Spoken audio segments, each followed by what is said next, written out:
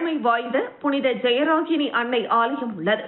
இந்த ஆலயத்தின் 311வது ஆண்டு பெருவிழா கொடியேற்றத்துடன் இன்று தொடங்கியது. முன்னதாக பங்கு தந்தை ஜோசப் பவுல் தலைமையில் சிறப்பு திருப்பலி நடைபெற்றது. தொடர்ந்து கொடியுடன் கிறிஸ்தவர்கள் பாடல்களை பாடி ஊர்வலமாக சென்று பின்னர் ஆலயத்திற்கு வந்தடைந்தனர். தொடர்ந்து பெருவிழா கொடிக்கு சிறப்பு ஆராதனை செய்யப்பட்டு கோவில் கொடிமரத்தில் ஆண்டு பெருவிழா கொடி ஏற்றப்பட்டது. இந்த ஆண்டு பெருவிழாவின் ஆடம்பர தேர்பவனி வருகிற 10ஆம் தேதி நடைபெறவுள்ளது. மேலும் வருகின்ற நவ நாட்களில் தினந்தோறும் காலை மாலை என 2 வேளைகளும் சிறப்பு திருப்பலிகள் நடைபெற உள்ளன. இன்று நடைபெற்ற கொடியேற்ற நிகழ்ச்சியில் ஏராளமான கிறிஸ்தவர்கள் கலந்து கொண்டு பிரார்த்தனை செய்தனர்.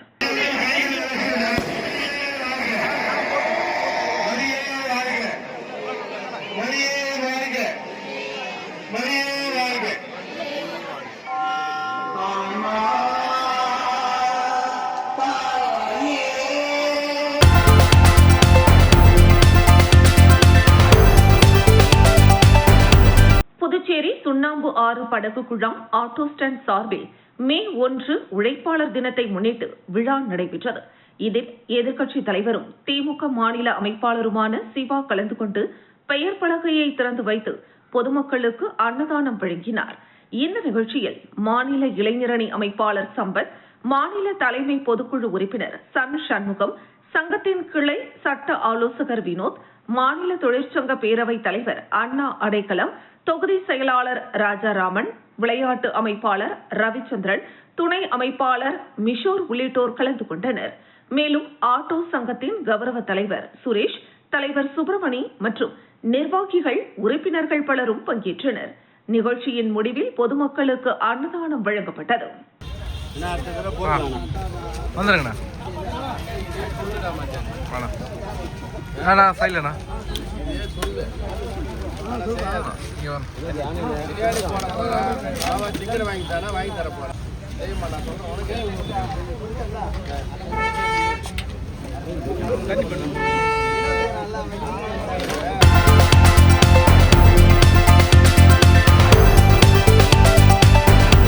புதுச்சேரி மாநிலம் முழுவதும் திமுக தொழிலாளர் முன்னேற்ற சங்க பேரவை சார்பில் மே தின விழா உற்சாகமாக கொண்டாடப்பட்டது.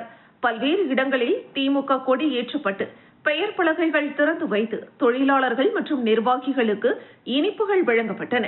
விழாவின் முதற்கட்டமாக உருளையன்பேட்டை பகுதியில் உள்ள PRTC பணிமனையில் நடைபெற்றது. இதில் மாநில அமைப்பாளரும் எதிர்க்கட்சித் தலைவருமான சிவா தலைமையில் தொழிற்சங்க கொடி ஏற்றப்பட்டு நிர்வாகிகளுக்கு இனிப்புகள் வழங்கப்பட்டன.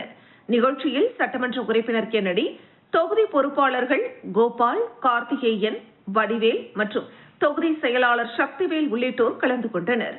அடுத்து முல்லாவீதி பகுதியில் உள்ள ஆட்டோ ஸ்டாண்டில் கொடியேற்றப்பட்டு நிர்வாகிகளுக்கு மோர், தர்பூசணி போன்ற குளிர்ச்சியான பொருட்கள் வழங்கப்பட்டன.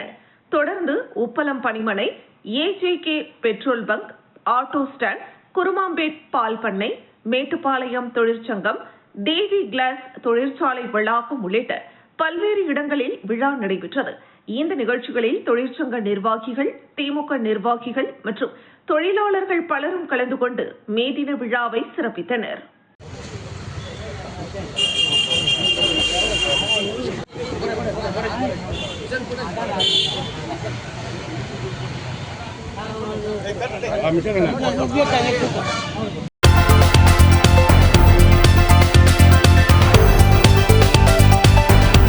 புதுச்சேரி பகுதியில் விடியற் காலையில் திருக்கனூர் அருகே நடைபெறவிருந்த சுப நிகழ்ச்சியில் கலந்து கொள்ள ஒரு குடும்பத்தினர் காரில் பயணம் செய்தனர். வழுதாவூர் சாலை ஊசுடு பகுதியில் சென்று கொண்டிருந்த போது காரின் பின்பக்க டயர் திடீரென பஞ்சராகி நின்றது. இதனால் குடும்பத்தினர் சாலையோரமாக காரை நிறுத்தி டயரை மாற்ற முயன்றனர். ஆனால் முயற்சி பலிக்காமல் சுமார் அரை மணி நேரத்திற்கும் மேலாக அவதியடைந்தனர். அந்த நேரத்தில் 10 கண்ணு சந்திப்பில் போக்குவரத்தை ஒழுங்குபடுத்திக் கொண்டிருந்த மேற்கு போக்குவரத்து காவல் பிரிவு தலைமை காவலர் தினேஷ்குமார் சம்பவ இடத்திற்கு வந்து தானே டயரை கழற்றி மாற்றி உதவினார். பின்னர் குடும்பத்தினரை பாதுகாப்பாக அனுப்பி வைத்தார். இந்த மனிதநேய செயலை அங்கிருந்தவர்கள் வீடியோவாக பதிவு செய்து சமூக வலைதளங்களில் பகிர்ந்துள்ளனர். காவலரின் இந்த செயலை பலரும் பாராட்டி வருகின்றனர்.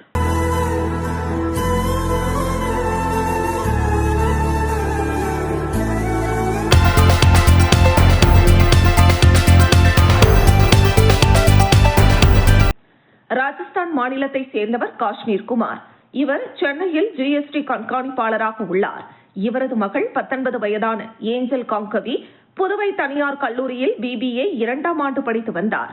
கிரிக்கெட்டில் ஆர்வமுள்ள ஏஞ்சல் காங்கவி புதுச்சேரி துத்திப்பட்டில் உள்ள கிரிக்கெட் அகாடமியில் சேர்ந்து விளையாடி வந்தார். கதிர்காமத்தில் உள்ள துரைராஜ் என்பவரது வீட்டில் வாடகைக்கு வசித்து வந்துள்ளார். இவருக்கு தினமும் பெண்மணி ஒருவர் சமையல் செய்து கொடுத்துவிட்டு செல்வது வழக்கம். கடந்த 6 மாதங்களுக்கு முன்பு T20 போட்டிக்கான வீராங்கனைகள் பட்டியலுக்கு ஏஞ்சல் தேர்வாகவில்லை என கூறப்படுகிறது. இதனால் சில வாரங்களாக சோகத்தில் மூழ்கியிருந்த அவர் பின்னர் இயல்பு நிலைக்கு திரும்பியுள்ளார். இந்த நிலையில் நேற்று முன்தினம் கிரிக்கெட் பயிற்சியை முடித்துவிட்டு இரவு வீடு திரும்பிய ஏஞ்சல் காங்கவி சோகத்துடன் இருந்ததாக கூறப்படுகிறது. பின்னர் ஏஞ்சல் தனது பயிற்சியாளர் கதிர்வேலுவை தொலைபேசியில் அழைத்துள்ளார். ஆனால் அவர் வேலை காரணமாக தொலைபேசி அழைப்பை ஏற்கவில்லை என தெரிகிறது. நீண்ட நேரம் கழித்து ஏஞ்சலை அவர் மீண்டும் தொலைபேசியில் அழைத்த போது அவர் அழைப்பை ஏற்காத நிலையில் சிறிது நேரத்திற்கு பின் ஏஞ்சல் வசிக்கும் வீட்டிற்கு வந்துள்ளார். அப்போது வீட்டில் இருந்த மின்விசிறியில் ஏஞ்சல் காங்கவி தூக்கில் தொங்கியபடி கிடந்த நிலையில் உடனடியாக வீட்டின் உரிமையாளர் துரைராஜ் உதவியுடன் கதவை உடைத்து ஏஞ்சலை மீட்ட அவர் கதிர்காமம் அரசு மருத்துவமனைக்கு கொண்டு சென்றனர். அங்கு சிகிச்சை பலனின்றி ஏஞ்சல் காங்கவி பரிதாபமாக இறந்தார். இதுகுறித்து வீட்டின் உரிமையாளரான துரைராஜ் கோரிமேடு காவல் நிலையத்தில் புகார் அளித்தார். அதன் அடிப்படையில் காவல்துறையினர் வழக்கு பதிவு செய்து விசாரணை மேற்கொண்டனர். ஏஞ்சல் காங்கவி வசித்த வீட்டை காவல்துறையினர் சோதனையிட்டனர். அப்போது அவர் தற்கொலை செய்வதற்கு முன் கைப்பட எழுதி வைத்திருந்த உருக்கமான கடிதம் சிக்கியது. அதில் என் வாழ்க்கை இவ்வளவு நாள்தான் என்பது கடவுள் எழுதி வைத்தது. என் மரணத்திற்கு நான் தான் காரணம். வேறு யாரையும் குறை சொல்ல விரும்பவில்லை. அம்மா அப்பா மிஸ் யூ என ஆங்கிலத்தில் எழுதி வைத்திருந்தார். அவரது தொலைபேசியினை காவல்துறையினர் சோதனையிட முயன்ற போது அது லாக் செய்யப்பட்டிருந்தது. இதனால் அவரது தற்கொலைக்கான காரணம் குறித்து தெரியவில்லை. T20 போட்டிக்கு தேர்வாகாத விரக்தியில் இந்த முடிவை எடுத்தாரா அல்லது பெற்றோர் தன்னுடன் இல்லையே என்ற வருத்தத்தில் தற்கொலை செய்து கொண்டாரா என பல்வேறு கோணங்களில் காவல்துறையினர் விசாரணை மேற்கொண்டு வருகின்றனர்.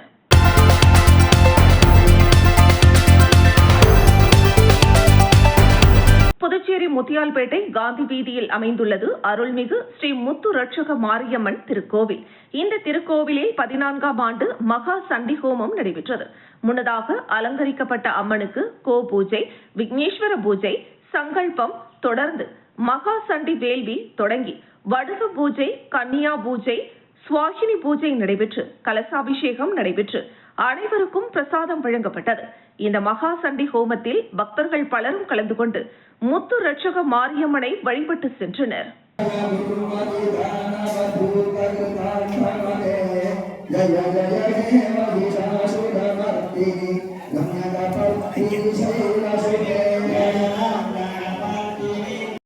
அகிலாண்ட கோட்டீந்திர அண்ணனே விண்ணகம் தந்தையன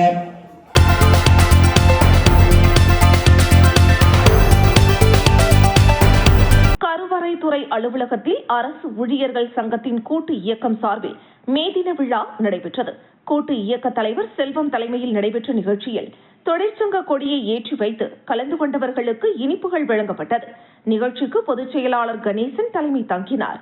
பொருளாளர் அருள்தாஸ் வாழ்த்துரை வழங்கி தொழிலாளர்களின் உரிமைகள் மற்றும் ஒற்றுமையின் அவசியத்தை வலியுறுத்தினார். இந்த விழாவில் அரசு ஊழியர்கள், சங்க நிர்வாகிகள் மற்றும் ஆசிரியர்கள் பலர் கலந்து கொண்டு மே தினத்தை உற்சாகமாக கொண்டாடினர்.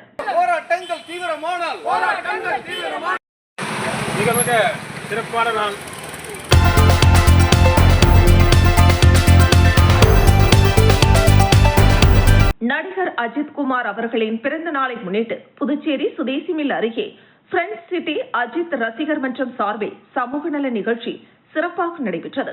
மன்ற தலைவர் மோகன் தலைமையில் நடைபெற்ற இந்த நிகழ்ச்சியில் பொதுமக்களுக்கு மதிய உணவு வழங்கப்பட்டதுடன் கோடை காலத்தை கருத்தில் கொண்டு மோர் வழங்கியும் சேவை செய்யப்பட்டது. இதில் சுற்றுவட்டார பகுதி மக்கள், தொழிலாளர்கள் மற்றும் பாதசாரிகள் பலர் கலந்து கொண்டு பயன்பெற்றனர். இந்த நிகழ்ச்சி ரசிகர்கள் மத்தியில் சமூக பொறுப்புணர்வை வெளிப்படுத்துவதோடு நடிகர் அஜித்குமார் மீது கொண்டுள்ள அன்பையும் மரியாதையையும் வெளிப்படுத்தும் வகையில் நடைபெற்றது. மேலும் இதுபோன்ற நலத்திட்டங்களை தொடர்ந்து மேற்கொள்ள ரசிகர் மன்றம் உறுதியளித்துள்ளது.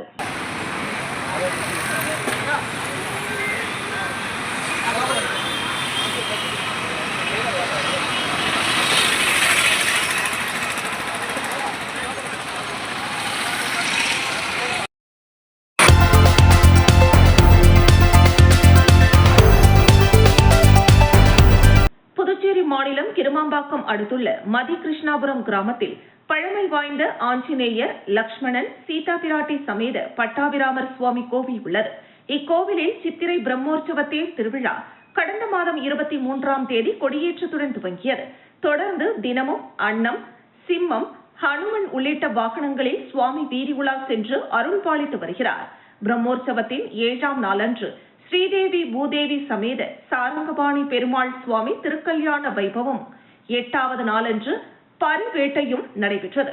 விழாவின் முக்கிய நிகழ்வான தேரோட்டம் இன்று காலை மாட வீதியாக வான வேடிக்கை, மேளதாளங்கள் முழங்க சிறப்பான தேரோட்டம் நடைபெற்றது.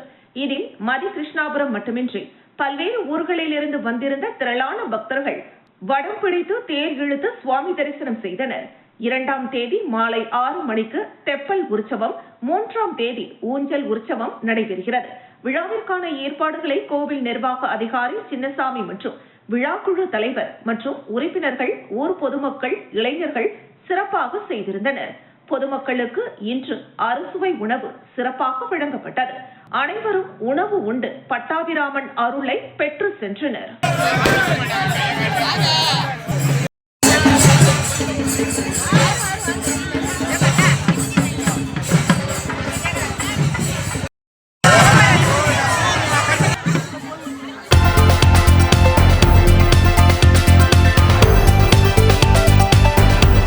அனைத்திந்திய தமிழ் எழுத்தாளர்கள் சங்கத்தின் புதுச்சேரி கிளை சார்பில் பாரதிதாசனின் 136வது பிறந்தநாள் விழா கவியரங்கம் மற்றும் பரிசளிப்பு நிகழ்ச்சியுடன் சிறப்பாக நடைபெற்றது.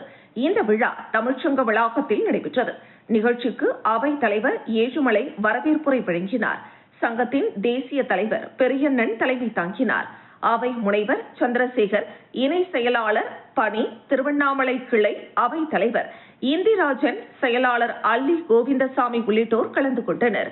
கள்ளக்குறிச்சி உள்ளிட்ட பல்வேறு மாவட்டங்களைச் சேர்ந்த அறிஞர்கள் மற்றும் தமிழ் ஆர்வலர்கள் பெருமளவில் பங்கேற்றனர். விழாவில் துணைத் தலைவர் கோவலன், பாரதி, செயலாளர் பழனியம்மாள், கவிஞர் செந்தில்குமரன், முனைவர் காளிதாஸ் ஆகியோர் முன்னிலை வகித்தனர்.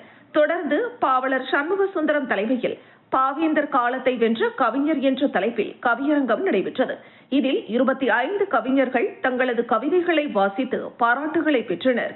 அதனைத் தொடர்ந்து கவிதை, கட்டுரை மற்றும் ஓவிய போட்டிகளில் வெற்றி பெற்றவர்களுக்கு பரிசுகள் வழங்கப்பட்டன.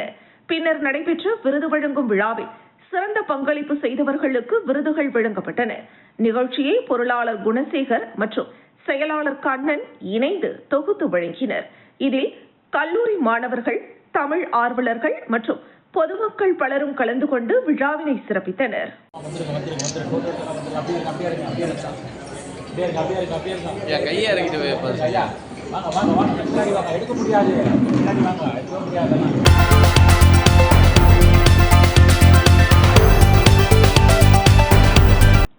புதுச்சேரியில் செயல்பட்டு வரும் ராக் பொறியியல் மற்றும் தொழில்நுட்ப கல்லூரியில் ராக்கோ ஃபெஸ்ட் 2K26 எனும் ஆண்டுதோறும் நடைபெறும் ஆண்டு விழா மிகுந்த உற்சாகத்துடன் நடைபெற்றது. இவ்விழா ஃபரூக் கல்வி அறக்கட்டளையின் தலைவர் ஹாஜி முகமது ஃபரூக் அவர்களின் நல்லாசியுடன் மிக சிறப்பாக நடைபெற்றது. கல்லூரி இயக்குநரும் முதல்வருமான முனைவர் ரவிச்சந்திரன் விழாவிற்கு தலைமை தாங்கி நிகழ்ச்சிகளை சிறப்பாக ஒருங்கிணைத்தார். மேலும் கணினி அறிவியல் மற்றும் பொறியியல் துறை தலைவர் தமிழ்ச்செல்வன், மின்சார மற்றும் மின்னணு பொறியியல் துறை தலைவர் முருகன், மின்னணு மற்றும் தொடர்பியல் துறை தலைவர் முருகன், இயந்திர பொறியியல் துறை தலைவர் விஜயநாதன், அறிவியல் மற்றும் மனிதவளத்துறை தலைவர் முனைவர் ராமச்சந்திரன், தகவல் தொழில்நுட்பத்துறை பொறுப்பு தலைவர் தங்கலதா லெஹாஸ் மற்றும் மேலாண்மை துறை பொறுப்பு தலைவர் செல்வி பூவிதா ஆகியோர் ஒருங்கிணைந்து விழாவை சிறப்பித்தனர். இவ்விழாவில் தலைமை விருந்தினர்களாக ஜி தமிழ் சரிகமபா சீசன் 3 முதல் இறுதி போட்டியாளரும் சன் டிவி ராஜபார்வை நிகழ்ச்சியின் இறுதி போட்டியாளருமான செல்வி அக்ஷயா சிவகுமார், மேலும் விஜய் டிவி பக்தி சூப்பர் சிங்கர் பட்டம் பெற்றதுடன் மாநில அளவிலான கர்நாடக இசை போட்டியில் வெற்றி பெற்ற ஸ்ரவன் நாராயணன் ஆகியோர் கலந்து கொண்டு விழாவை சிறப்பித்தனர். விழாவின் போது கல்வித்துறையில் சிறந்து விளங்கிய மாணவர்களுக்கும் தங்கள் பாடங்களில் மாணவர்கள் 100% தேர்ச்சி பெற செய்த ஆசிரியர்களுக்கும் அகாடமிக் எக்ஸலன்ஸ் விருதுகள் வழங்கப்பட்டன. மேலும் கல்லூரியில் நடைபெற்ற விளையாட்டு தினத்தை முன்னிட்டு தடகளம், கிரிக்கெட், வாலிபால் உள்ளிட்ட பல்வேறு போட்டிகளில் சிறந்து விளங்கிய மாணவர்களுக்கு அணிக்கு ஓவரால் சாம்பியன்ஷிப் டிராபி வழங்கப்பட்டது. இந்த ஆண்டு விழாவில் மாணவர்கள் பல்வேறு நிகழ்ச்சிகளில் ஆர்வத்துடன் பங்கேற்று மகிழ்ச்சியுடன் கொண்டாடினர். கல்லூரி வளாகம் முழுவதும் உற்சாகமும் கொண்டாட்டமும் நிலவியது. விழாவின் இறுதிக்கட்ட நிகழ்ச்சிகளில் முதன்மையாக இசை நிகழ்ச்சிகள் நடைபெற்றன. மாணவர்கள் மற்றும் ஆசிரியர்கள் இசையை ரசித்து உற்சாகமாக கலந்து கொண்டனர். அதனைத் தொடர்ந்து தமிழர் பாரம்பரியத்தை பிரதிபலிக்கும் சிலம்பம் போன்ற பழமையான விளையாட்டு மற்றும் கலை நிகழ்ச்சிகளை மாணவர்கள் திறமையாக நிகழ்த்தினர். இந்த நிகழ்வுகளை ஆசிரியர்களும் மாணவர்களும் இணைந்து கண்டு ரசித்து மகிழ்ச்சியான தருணங்களை பகிர்ந்து கொண்டனர். The winner of the girls team is Red Dragons. Red Dragons ரெடியா? இந்த மேடையில்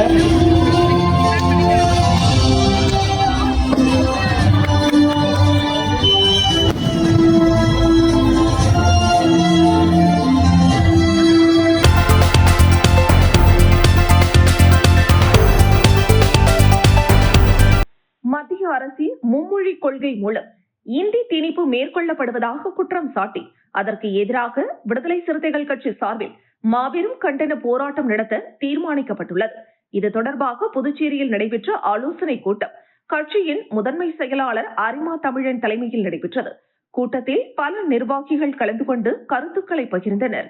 பின்னர் செய்தியாளர்களிடம் அரிமா தமிழன் கூறுகையில் 2026-2027 கல்வியாண்டில் மும்மொழி கொள்கையை நடைமுறைப்படுத்த மத்திய அரசு முயற்சி மேற்கொண்டுள்ளது. இதன் பேரில் 6ஆம் வகுப்பு முதல் 3ஆம் மொழியாக ஹிந்தி கட்டாயப்படுத்தப்படுவதாக சுற்றறிக்கை வெளியிடப்பட்டுள்ளது. புதுச்சேரியில் ஏற்கனவே புதிய கல்விக் கொள்கை அமல்படுத்தப்பட்ட நிலையில் 5ஆம் வகுப்பு வரை தமிழ், ஆங்கிலம் தவிர்த்து பிரெஞ்சு, ஜெர்மன் போன்ற மொழிகளை விருப்ப மொழியாக மாணவர்கள் தேர்வு செய்து பயின்று வருகின்றனர். ஆனால் தற்பொழுது 6ஆம் வகுப்பு முதல் பிரெஞ்சு மொழியை நீக்கி ஹிந்தியை கட்டாயப்படுத்துவது மாணவர்களின் விருப்பத்திற்கு எதிரானதாகவும் ஆபத்தானதாகவும் விளங்கும் என அவர் குற்றம் சாட்டினார். மேலும் 1956ஆம் ஆண்டு செய்யப்பட்ட ஒப்பந்தத்தின் அடிப்படையில் புதுச்சேரியில் பிரெஞ்சு கலாச்சாரம் பாதுகாக்கப்பட வேண்டும் என்ற நிலை இருப்பதாகவும் இதன் காரணமாக பலர் பிரான்ஸ் நாட்டுடன் தொடர்பு கொண்டுள்ளதாகவும் அவர் குறிப்பிட்டார். இந்த நிலையை புறக்கணித்து ஹிந்தி திணிப்பு நடைமுறைப்படுத்தப்படுவதாகவும் விமர்சித்தார். இதனை எதிர்த்து விடுதலை சிறுத்தை கட்சி தலைவர் திருமாவளவன் தலைமையில் மிகப்பெரிய போராட்டம் நடத்தப்படும் என்றும் அவரது பங்கேற்பு குறித்து ஆலோசித்து முடிவு செய்யப்படும் என்றும் தெரிவித்தார். இறுதியாக மும்மொழி கொள்கை மற்றும் ஹிந்தி திணிப்பை கண்டித்து புதுச்சேரி கல்வித்துறை அலுவலகம் முன்பு வரும் 6ஆம் தேதி மாபெரும் கண்டன போராட்டம் நடத்த தீர்மானிக்கப்பட்டுள்ளதாக அறிவிக்கப்பட்டது. இந்த கூட்டத்தில் தலையாரி, தமிழ்மாறன், ஆதவன், தீன் தமிழன், வாகையரசு, செல்வநந்தன், எழில்மாறன், அகன், வாதானூர் சிவச்சந்திரன் உள்ளிட்ட பலர் கலந்து கொண்டனர்.